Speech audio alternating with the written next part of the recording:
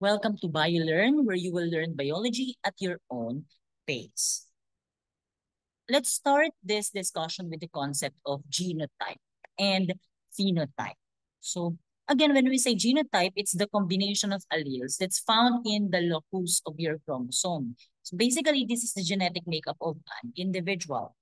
Phenotypes, on the other hand, are the observable characteristics that is the translation of your genotype or of your genetic makeup. Now, the question here is, how does your genetic makeup, specifically your DNA and your genes, can control your individual characteristics? Diba? Sometimes we say that that is your skin color, that is your hair color, that is the shape of your nose. No? Those are your characteristics, and that is because of your DNA or genes. So the question is, how does that genetic makeup control your characteristics, your observable characteristics? And to answer that, we will now proceed to this lesson. The title is Central Dogma of Molecular Biology. And this lesson will focus on answering the question, how genotypes translate to phenotypes. When we say central dogma of molecular biology, it is a theory stating that genetic information flows only in one direction, from DNA to RNA to protein, or RNA directly to protein, which is also shown in this diagram. So you have the DNA, and then when that DNA was used as a template to form RNA, then that is transcription. When that RNA was used as a template to form protein, we call that translation. Now, the question here, as you can see here, the last part of the process is the production of protein. Why is it important that we produce a protein? Simply because proteins play an important role in determining your characteristic. Like, for example, in the case of flower color, the color of a flower depends on the proteins, no, specifically the pigments that is present in the flower petals. Okay, so the reason in this diagram here, the reason why the petals are purple, it is because of the specific proteins or the specific pigments that is present on the petals of the flower. So what other examples we have here? The flower color is influenced by the proteins, specifically the pigments, no, that is present on the petals. Our hair structure, no, like the thickness, the texture, and the color, that is influenced by the keratin protein that is present there. Our height is influenced by our growth hormone, which is an example of a protein. And then for the eye color and skin pigmentation, that is because of the tyrosinase, which is the protein involved in melanin synthesis. And that melanin is the reason why you have that eye color or you have that skin pigmentation. Next, for blood types, that's because of the antigen that is present on our red blood cell. No? So if we have the antigen A on our red blood cell, then our blood type is A, and so on and so forth. For the sickle cell anemia, this is because of, or that disease, sickle cell anemia, is influenced by the presence of the hemoglobin, okay, on our red blood cells as well. And then hemophilia, ano, it depends on the amount of clotting factors that you have, no, then that will determine if you will have hemophilia or not. So if you don't produce enough clotting factors, then there's a possibility that you'll have hemophilia. So that's the importance of producing a protein in the body, because that leads to the formation or formation of your individual characteristic. Now, we will start with the DNA replication. So the process starts with DNA replications. What is DNA replication? Before we answer what DNA replication is, let us first talk about the structure of a DNA. Now, when we say DNA, that is the oxyribonucleic acid, DNA, and it is the genetic material of all living organisms. No?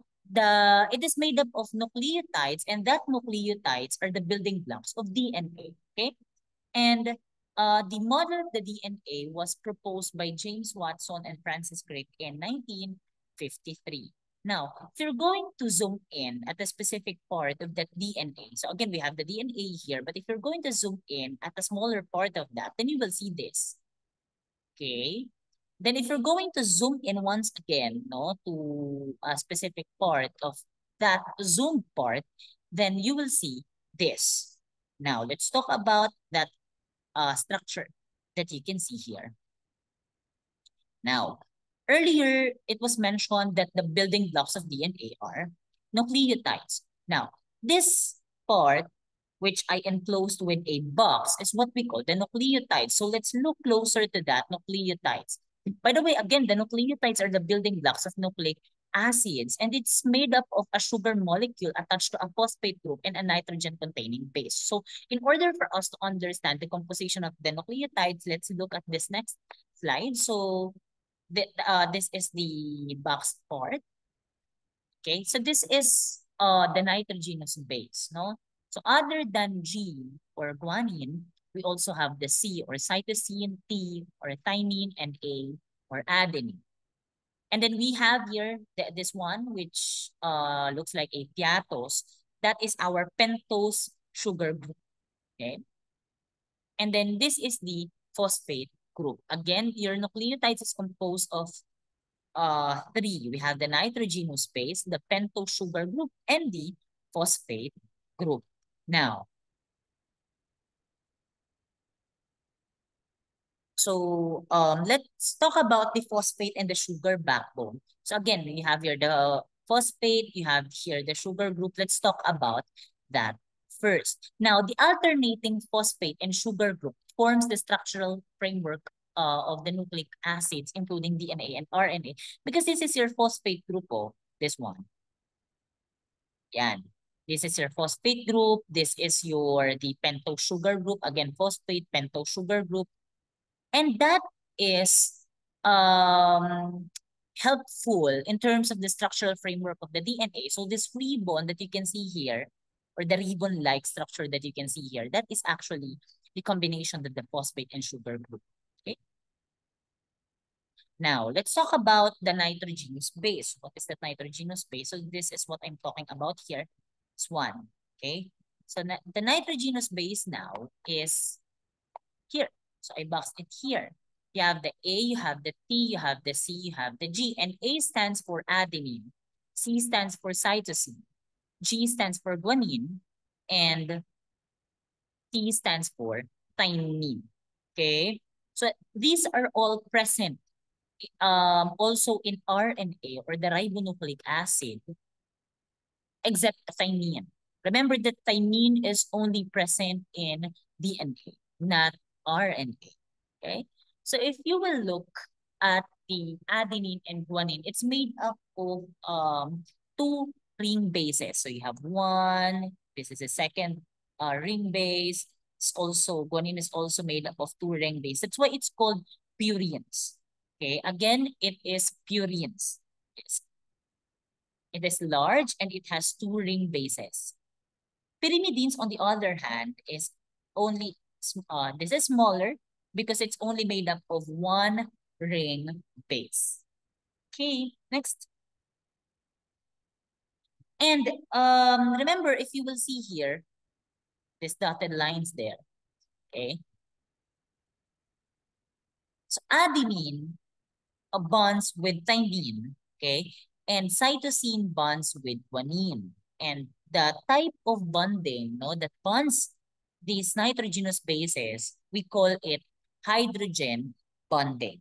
Okay, again, we call it hydrogen bonding. Okay, yeah. Adenine bonds with thymine, remember that, and cytosine bonds with guanine.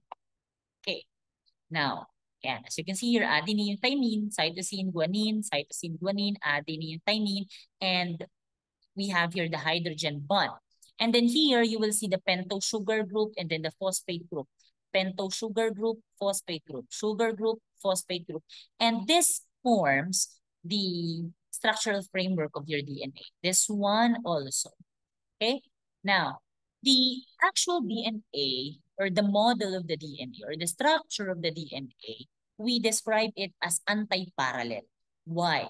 Because the two strands, this is the first strand and this is the second strand, they are parallel.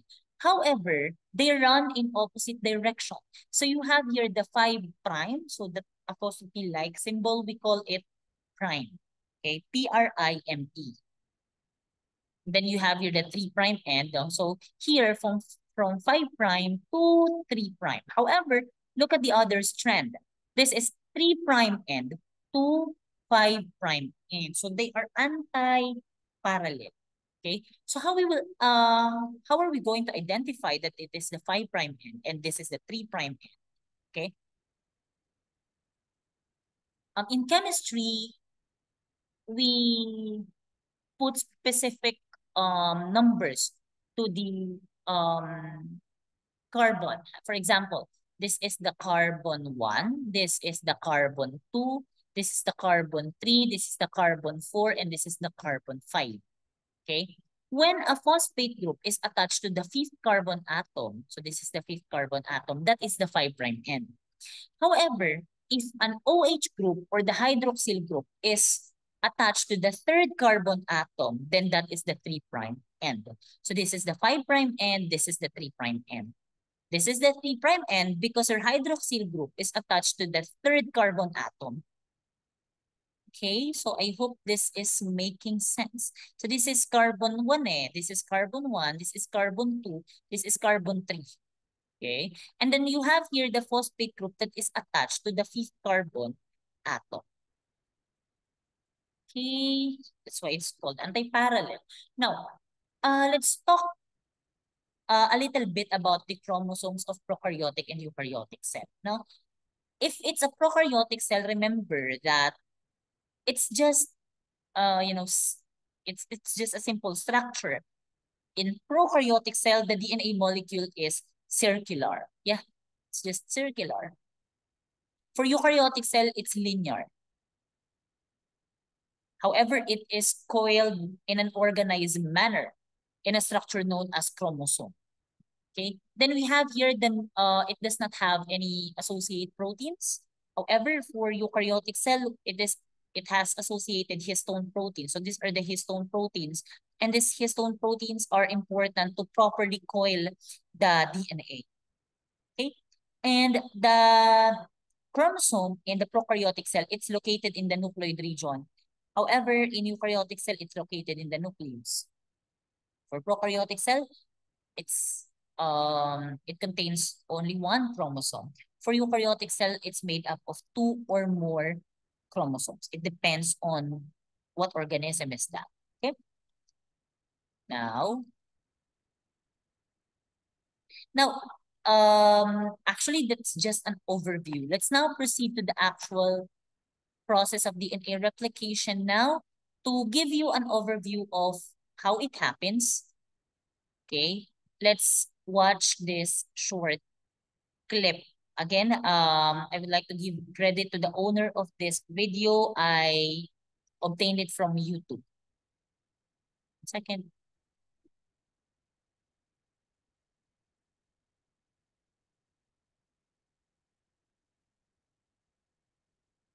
Okay. DNA is a molecule made up of 2 strands, twisted around each other in a double helix shape. Each strand is made up of a sequence of 4 chemical bases, represented by the letters A, C, G, and T. The 2 strands are complementary. This means that wherever there's a T in one strand, there will be an A in the opposite strand, and wherever there's a C, there will be a G in the other strand. Each strand has a 5' end and a 3' end. The 2 strands run in opposite directions. This determines how each strand of DNA is replicated. The first step in DNA replication is to separate the 2 strands. This unzipping is done by an enzyme called helicase and results in the formation of a replication fork. The separated strands each provide a template for creating a new strand of DNA. An enzyme called primase starts the process.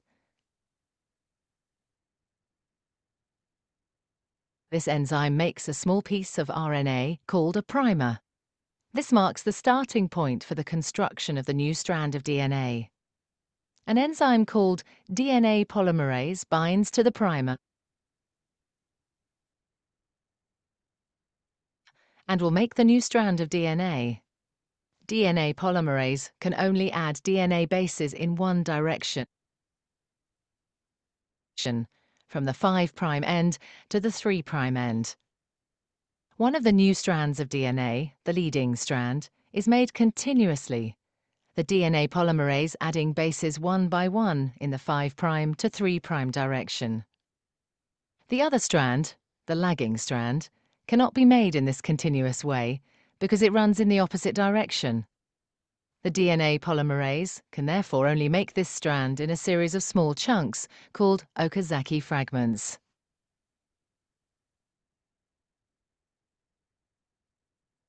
Each fragment is started with an RNA primer. DNA polymerase then adds a short row of DNA bases in the 5' to 3' direction.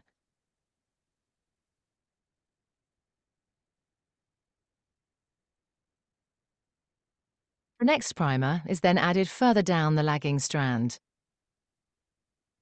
Another Okazaki fragment is then made, and the process is repeated again. Once the new DNA has been made, the enzyme exonuclease removes all the RNA primers from both strands of DNA.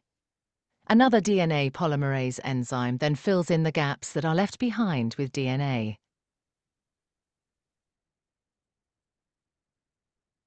Finally, the enzyme DNA ligase seals up the fragments and is described as semi-conservative because each DNA molecule is made up of one old, conserved strand of DNA and one new one. All right, let's continue. So this is just an overview. So you'll have an idea of how it is happening, but we will go through it in detail today. Okay. So in the process of DNA replication, again, this is the process of copying a DNA molecule. Okay.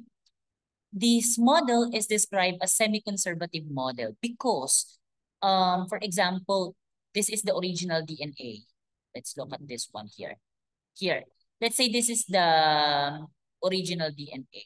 During the process of DNA replication, the replicated DNA is made up of the old strand of DNA coming from the original one and the new strand of DNA. Why? Because that old strand will serve as a template of the new strand to make sure that it will copy the DNA using the, that we have the exact copy of the original DNA. Okay, so again, this one is the old strand of DNA coming from the original one, and this is the new one. Okay, so basically the old strand was used as a template for us to form the new strand.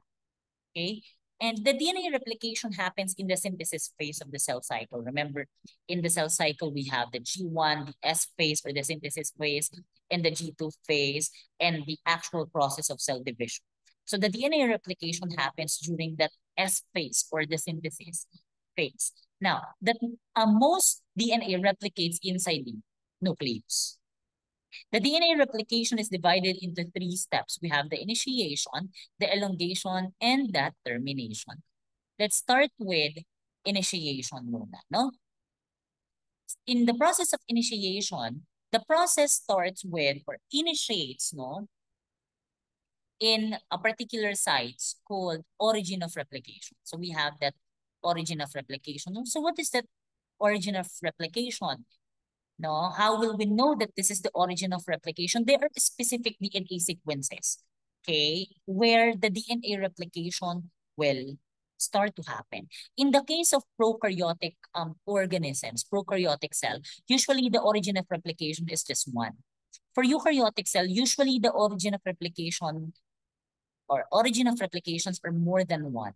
Okay. Next. Now, from the origin of replication, we have here the DNA helicase, which is the enzyme that unwinds the DNA. No? So again, this is the DNA helicase. It will unwind the DNA so that we can separate the parental strand. And that unwinding will result in the formation of a replication fork. No?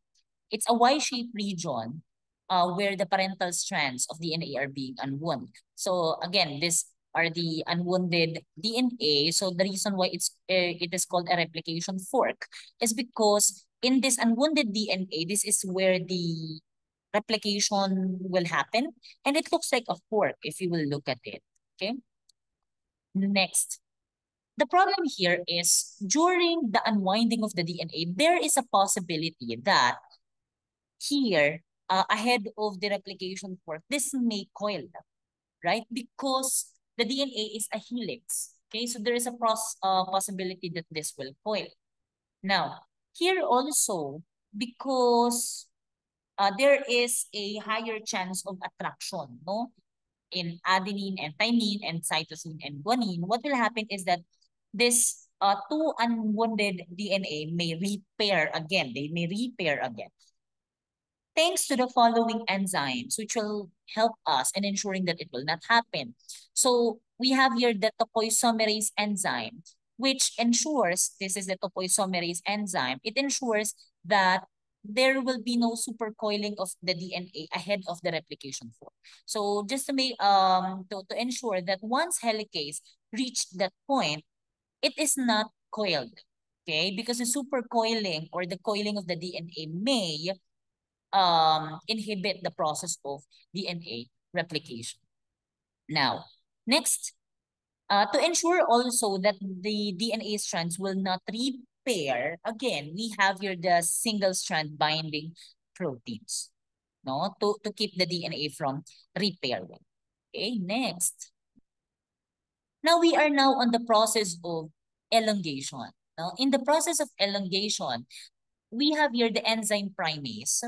No, the enzyme primase is it will put or it will place RNA primers on a specific strand to be replicated. For example, we have here the primase enzyme, which places RNA primers on this part. Why do we have to put RNA primers? This is to start the actual process of DNA replication. This is also the reason why it is called elongation, because we are now starting to elongate, to do the replication, hence elongating the DNA. Okay? So the RNA primers, no, in order to identify which RNA bases will be used, the DNA will be used as a template. For example, if the DNA base is adenine, then it will put uracil, no?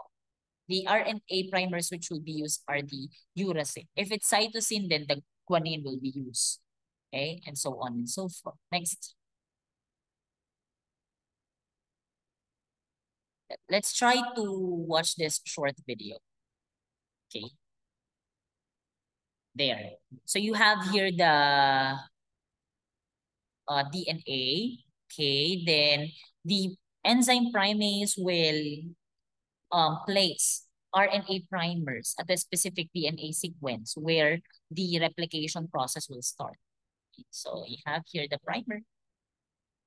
Now that we already have the primer, let's now proceed to the next part of the elongation phase. We have here the DNA polymerase, which will now put DNA bases from the primers, no, in 5' to 3' direction. Again, DNA polymerase only places DNA bases or nucleotides in the 5' or from the 5' to 3' direction. So we have here the 5' going to the 3' direction. So since it's anti-parallel, if this is the 3' direction, this side is the 5' side, no, 5'. Then if this is the 5' side, then this is the 3'. side. Okay, now let's try to watch this short clip.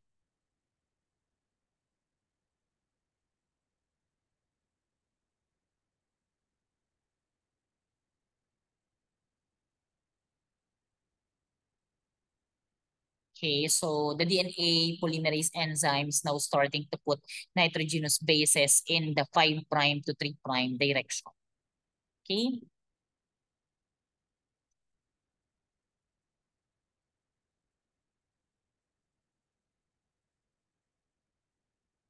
Now, the problem here is the other strand.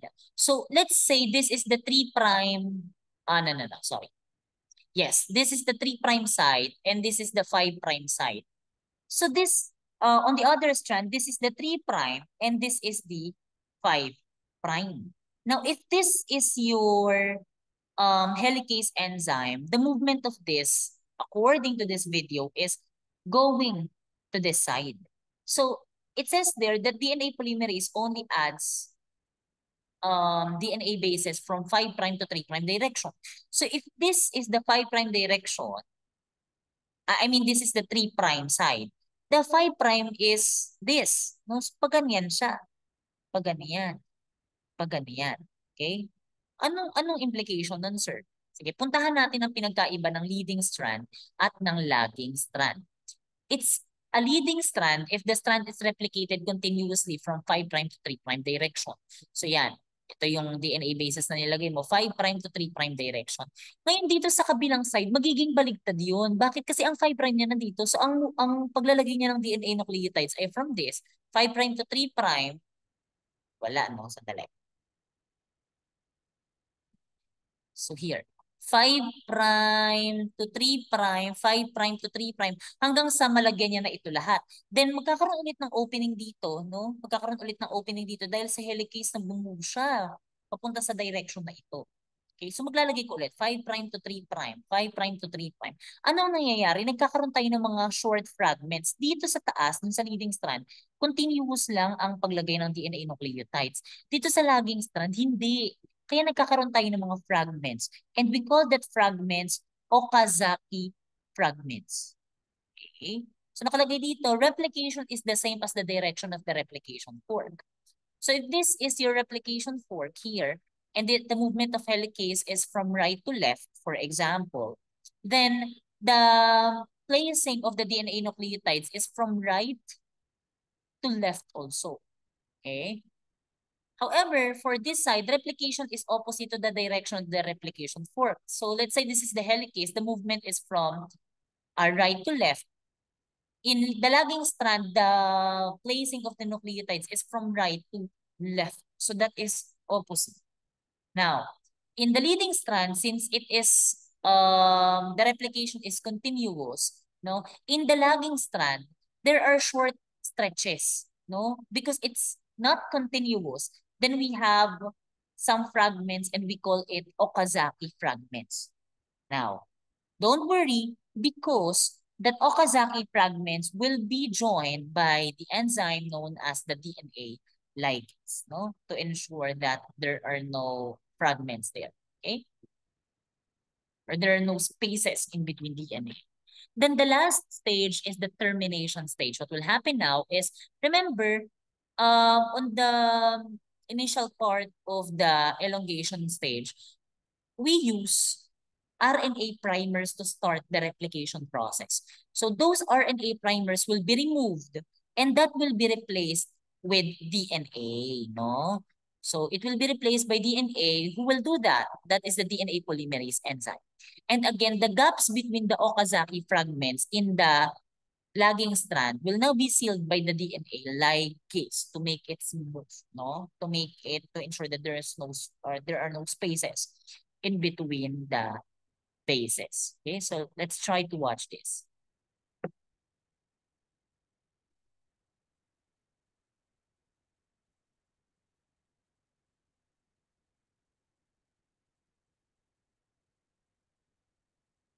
There. So this is the problem with the lagging strand. The replication is not continuous because it has to follow the 5' to 3' direction. So this is the 5' side and this is the 3' site. While the movement of the helicase enzyme is from this direction, so that is from right to left, pag ganun siya, no?